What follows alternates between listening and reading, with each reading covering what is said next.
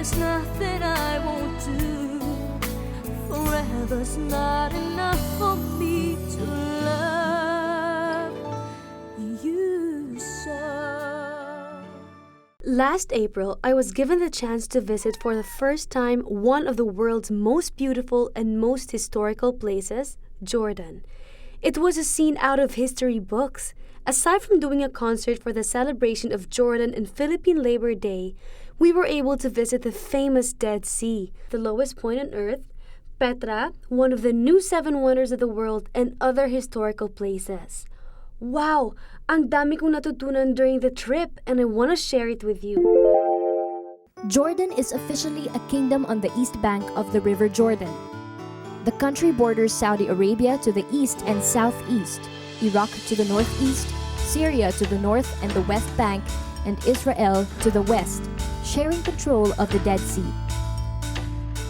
Islam ang main religion dito. Arabic ang language, and a Jordanian dinar is their currency.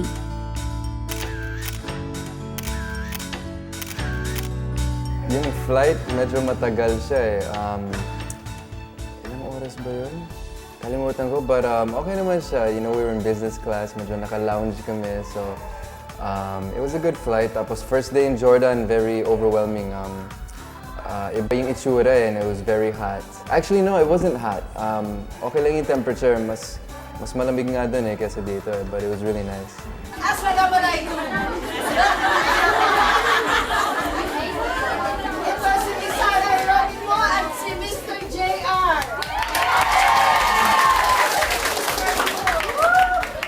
First day po namin sa Jordan, we went to the POLO, Philippine Overseas Labor Office.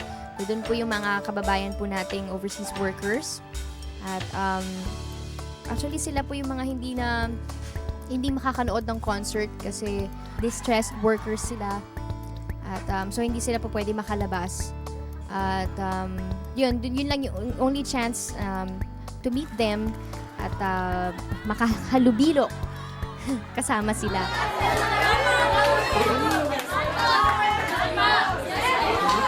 So kaming dalawa po ni JR, magkasama po kami ni JR dito sa show na ito dito sa Jordan. At nagkumanta po kami para sa kanila. Para naman po kahit na hindi sila makanood ng concert, kahit pa paano, na-entertain po namin sila, nakapag-perform kami para sa kanila. Ladies and gentlemen naman, ang ating pinakapaborito, si Miss Sarah Heronimo. Ayan, na-pressure naman ako kay JR.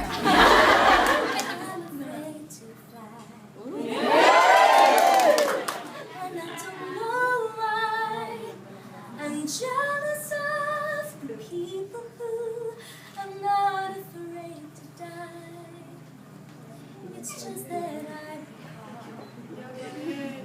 back when I was small, someone promised that they'd catch me, but then they let me fall. You can sing along. And then I was falling fast again.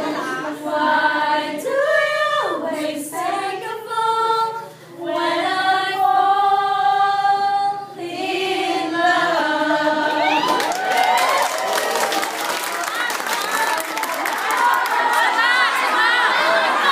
I'll be waiting for you. Inside my heart, I'm the one who wants to love you more. You will see I can give you everything you need. Let me be the one to love you more.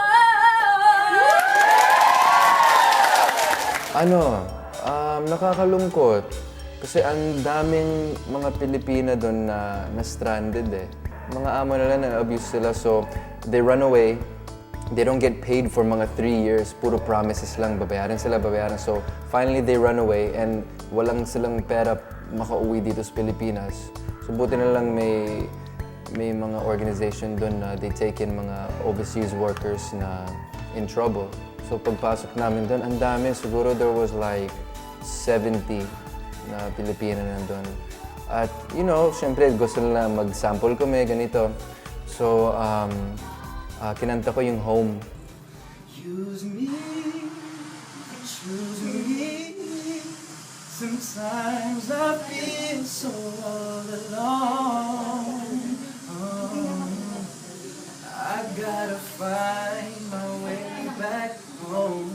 So why don't you chastise me, baptize me, wash me whiter than the snow. I gotta find my way back home. Naintindihan niyo ba yung message ng kanta? The song is about, don't lose faith, you can get home, ganito. And yun, nakakalungkot kasi habang kumakanta, may umiiyak, may talagang nakikita mo sa mata nila na gustong-gusto nilang bumalik dito. So, at least for 30 minutes to 1 hour, naging masaya sila dahil nakita kami ni Sarah. Of course, mas masaya na nakita si Sarah. Pero, we were there just to make them happy naman for about an hour. Bigay din sila ng presentation para sa amin. Meron silang ginawang, kumanta sila para sa amin. Very touching yung moment na iyon kasi yung mga kababayan natin yun, yun yung mga heroes, kumbaga, ng ating bansa.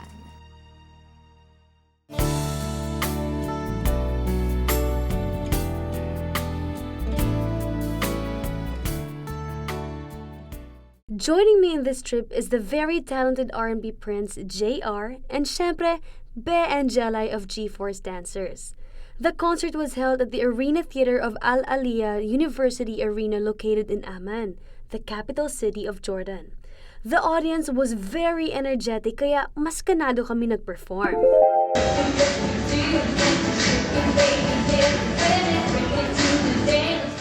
The day of the concert, ayun, first time kasi po namin to have a concert in Jordan. So, siyempre, double yung kaba, yung pressure, kumbaga. Kasi, hindi namin alam kung may mga taong pupunta ng show to see us perform. Ako, at well, I'm happy na JR was with me. Kasama ko si JR na magaling na performer. So, sobrang nakatulong yun, no? I've worked with JR many times before. The first time yata na nagkatrabaho kami was for a concert in Japan. Chris Lawrence was also there. At, hindi pa kami masyado magkakakilala, hindi pa kami masyado nag-uusap-usap, ganun. Bata pa rin ako nun. So, at Inglesero din si JR. Silang dalawa ni Chris Lawrence. So, hiya-hiya pa ako doon. Pero, yung Japan namin na yon talagang napaka-memorable dahil ang tagal nung stay namin sa Japan at ang dami rin naming shows na ginawa doon. So, ayun, going back sa yun nga, itong pagtatrabaho namin ulit ni JR dito sa Jordan, syempre mas komportable na sa isa't isa at mas na-enjoy na namin yung performance namin together. So, ayun, fun. It's very light working with Sarah. She's very professional and she's on time lagi. She knows what she's doing. So, walang problema, if we're gonna do duet, alam niya na yung parts niya. Ako, alam ko na yung parts ko. So, isang pasado lang, tapos okay na kami, pwede na mag-show. So, it's really, really light and it's fun. Oo, meron din. Mga 3-4 kinanta ko. And okay naman yung response ng crowd. I was surprised na hanggang Jordan kilala yung pangalan ko. So, I was very proud and medyo, they know me then. I was surprised no, na makita yung mga kababayan natin. You'll get burned. The thought of you always take the fall when I'm falling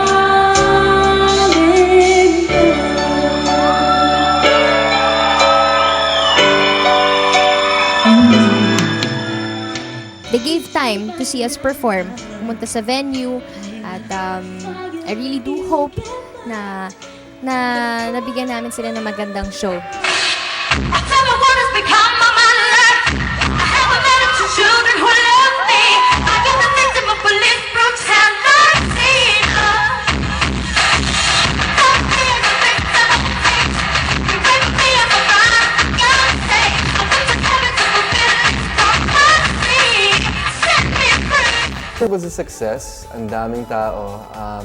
Kami ni Sarah, we did a medley of Michael Jackson and yung kay Rihanna. Kalimutan ko na yung mga title, but pinagmash. Tapos we had a little choreo. We also did Unforgettable.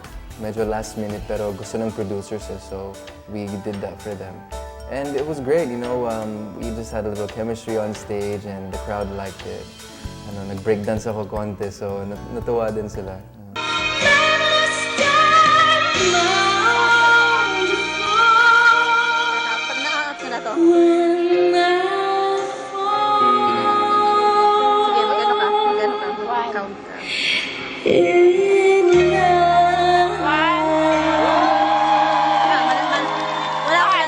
Well, it was my first time in Jordan, and if I were to rate it from 1 to 10, I would give it an 11. You know, it was such a great experience, just working with Sarah and meeting new people sa Jordan and experiencing just the Filipinos, the OFWs, watching us doon sa Philippines. You know, maganda yung feedback sa amin paglabas namin. Actually, the whole show, walang silent moment. Everyone's screaming for the whole 2.5 hours. So it was a very, very good experience. Happy po ako na nagkatrabaho po kami ulit ni JR. At magaling na performer talaga. Yung crowd, alam nyo, sa bawat sa bawat show na ginagawa namin abroad, talagang mafe-feel mo talaga yung kanilang longing ba to see yung mga kababayan natin, to see their fellow Filipinos, yung mga, especially tayong mga artists, no, performers, makikita mo talaga na sabik sila na makita tayo at yung entertainment ba. So, we're very, very happy na nabigyan kami ng pagkakataon na makapagbigay ng inspirasyon sa mga kababayan natin sa Jordan at sa bawat parte ng mundo. So, I feel blessed na ito po ang trabaho ko, nakapagbigay po ng kaligayahan sa tao.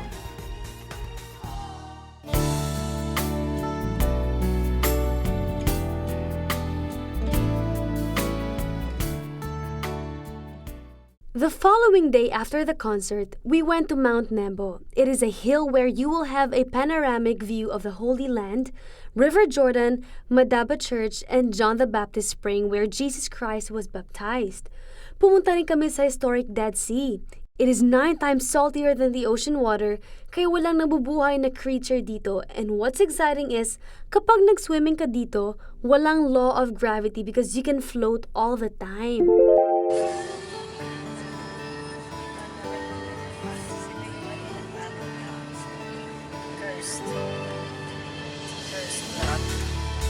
So the day after the concert, we had our free day at namasyal kami. Our first stop was at Mount Nebo at doon po pinaniniwalaan na doon daw yung tomb ni Moses. Kasama ko po si Mommy, si Daddy, si Sir Jay, si Sir Arnold Vegafria. At ayun, sobra kami nag-enjoy. Ang ganda ng view. Nandun din yung view ng Promised Land. At picture, gano'n. Picture!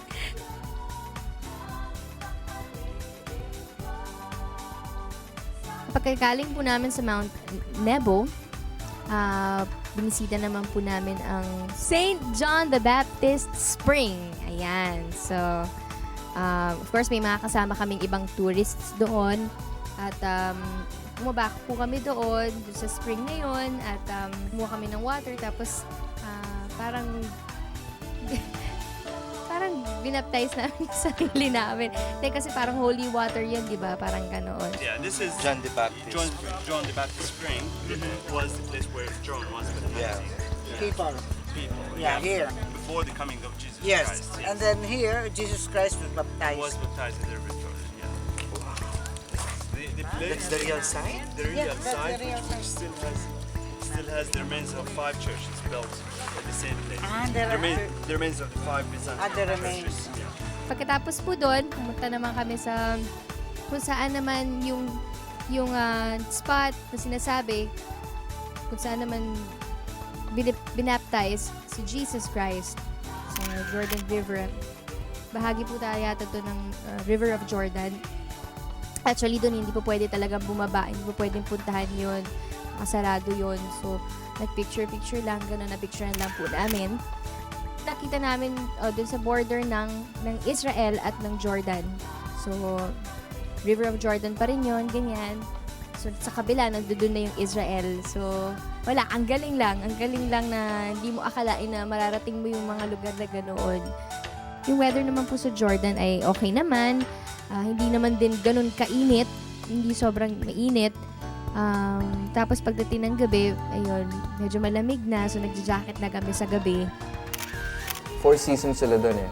And at that time we went, I think, mga fall or something. So yung weather medyo in the middle lang. Hindi masyadong mainit, hindi masyadong malamig. So it was perfect for us.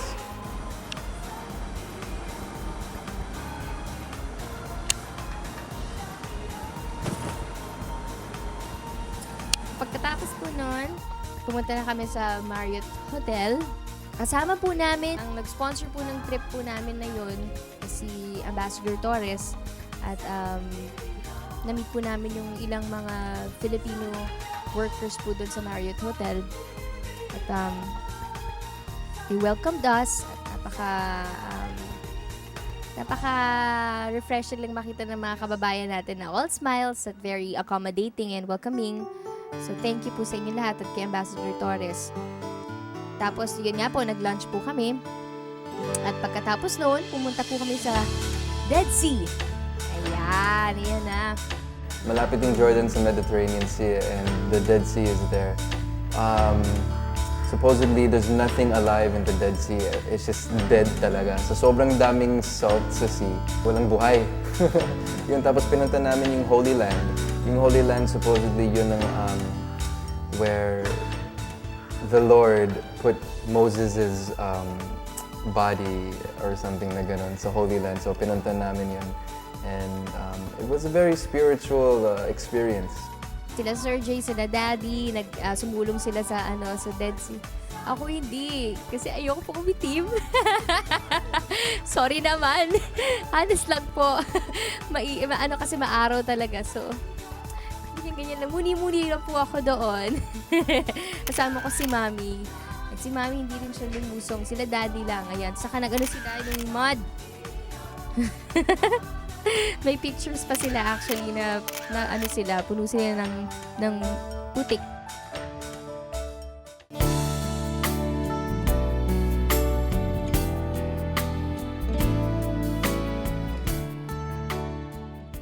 On our last day in Jordan, we went to Petra, or Rock in Arabic. It is a historical and archaeological city in the Jordanian Governorate in Ma'an that is famous for its rock-cut architecture.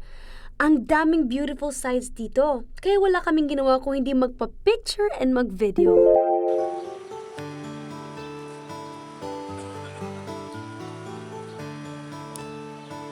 So ayun guys, last day po namin sa Jordan, pumunta kami sa Petra. Sumakay kami ng papunta sa Petra kasi mahabang lakaran po yun, talaga bundok-bundok. So sumakay po kami ng kabayo, kami nila Daddy, gano'n, at picture, gano'n, saya ng parang adventure lang. At doon daw po nag-shoot ang Indiana Jones dun sa Petra.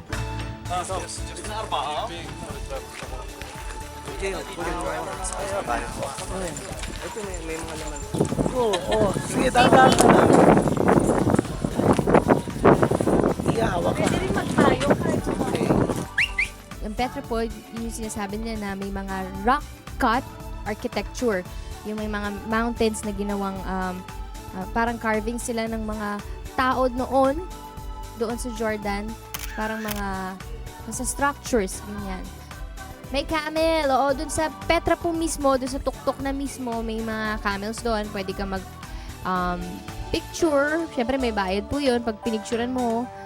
kasama ka, pwede mo rin sakyan yung camel.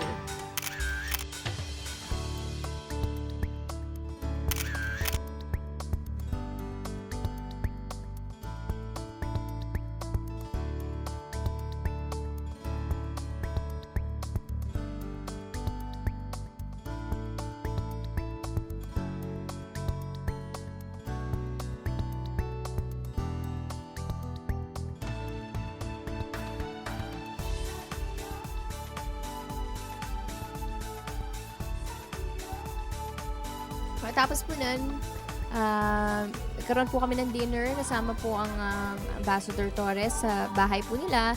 At yun, nakatikim po kami ng masarap na luto na lutong Pinoy.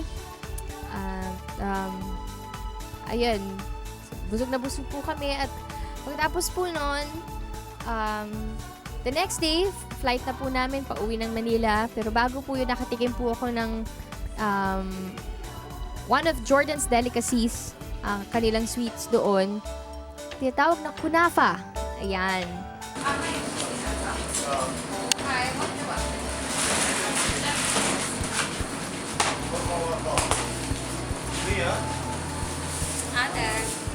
So, tumikim lang po ako ng konti kasi medyo nakakataba.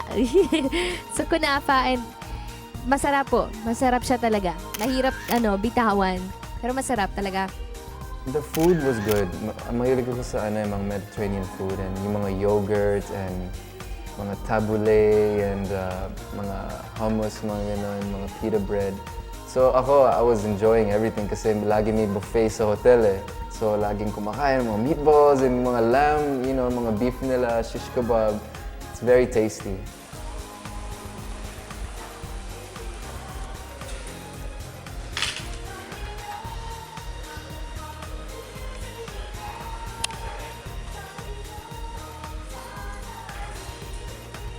So, eto na po, flight na po namin, pauwi ng Manila. So, nagstay po muna kami sa business lounge ng Qatar Airways.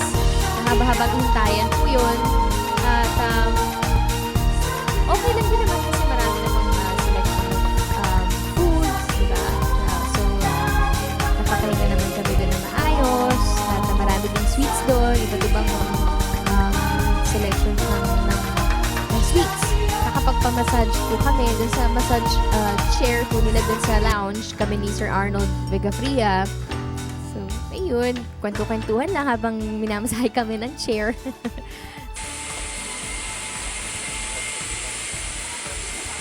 So, ayun. Naka-boarded na kami po. So, plane na kami. At ako, nilook forward ko talaga kapag ang airline po namin, Qatar Airways. Kasi maganda yung eroplano talaga, yung service nila doon, yung pagkain din, masasarap, gano'n. At saka yung kanilang, yung seats nga talagang maluluwag.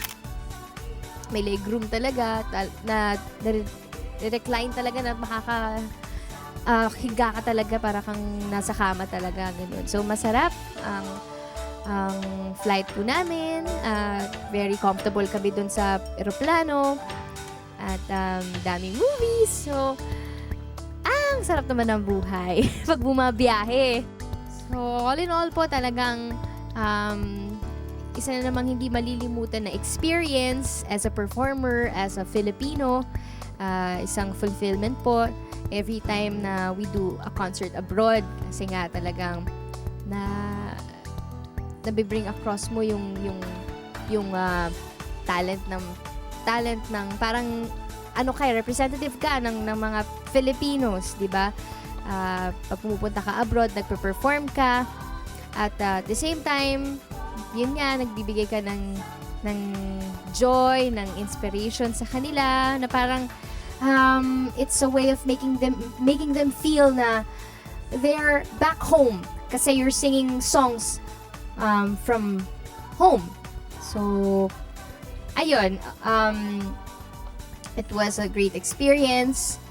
So, thank you very much po sa lahat ng mga kababayan po natin na nanood ng show po natin doon sa Jordan. At sana hindi yun ang last time. Sana maulit pa po, makabalik pa po kami dyan.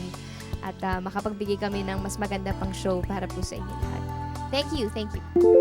It was a very fulfilling experience traveling back in time and made me more informed about the roots of Christianity. So we went back to Manila with smiles on our faces because Jordan is really a place worth coming back to. Thanks to everybody who made this trip possible, and thanks to all my supporters who make me feel very special all the time. Hope you enjoyed watching this episode. Till my next entry, much love, Sarah.